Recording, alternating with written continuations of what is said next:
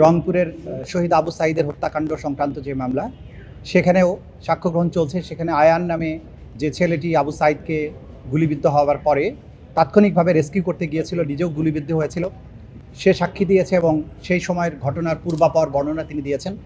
কারা কারা সেই ঘটনার সাথে সম্পৃক্ত ছিল তাদের নাম সুস্পষ্টভাবে তিনি বলেছেন।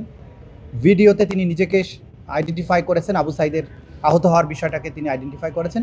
সেখানেও বিচার কার্যটা চলমান আছে। আজকে এখানে নাহিদ ইসলাম সাহেব সাক্ষী দিয়েছেন এবং তিনি যেটা বলেছেন যে দল হিসেবে আওয়ামী লীগের অপরাধের সম্পৃক্ততার প্রমাণ পাওয়া যাচ্ছে, তারও বিচার হতে পারে। ডেফিনেটলি আইনে সেই সুযোগ আছে। এখন ট্রাইব্যুনাল এবং তদন্ত সংস্থা এখানে যদি আমাদের কাছে সরাসরি কেউ অভিযোগ করে তাহলে সুবিধা হয় সেটার তদন্ত করার জন্য।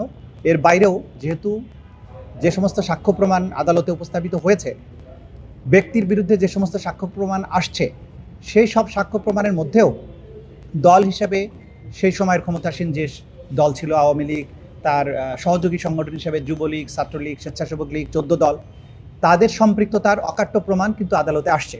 বান্ডেল থাকলে প্রতি সেনমানিতে টাকা বাঁচবে। বিকাশ সেনমানি বান্ডেল কিনে জিতুন প্রতি লেনদেনে।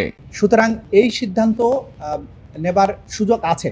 আমরা এখনও সিদ্ধান্ত নেই, দেখা যাক। আমরা এটা নিয়ে ভাববো, এটা নিয়ে ভাবার পরে, এবং যদি যারা ভিকটিম পরিবার তারা যদি দল হিসেবে কেউ এদের বিচারের জন্য আসেন তাহলে হয়তো আরও বিষয়টা সহজ হতে পারে। কিন্তু এই ব্যাপারে আমরা এখনও চিন্তাভাবনা করিনি। চিন্তাভাবনা করার পরে এই ব্যাপারে যথাসময়ে যথা সিদ্ধান্ত গ্রহণ করা হবে। তদন্ত সংস্থায় আমাদের আইনটা হচ্ছে যে তদন্ত সংস্থার কাছে যদি কোনো ফর্মে তাদের কাছে ইনফরমেশন আসে, তদন্ত সংস্থা যদি জানতে পারে যে এই ধরনের অপরাধ কোনো ব্যক্তি অথবা কোনো গোষ্ঠী অথবা কোনো দল, কোনো সংগঠন, কোনো এজেন্সি করেছে, তাহলেই সেটার বিরুদ্ধে তিনি তদন্ত শুরু করতে পারেন। সুতরাং এটা সুমোটো করার সুযোগ আছে তদন্ত সংস্থার পক্ষে।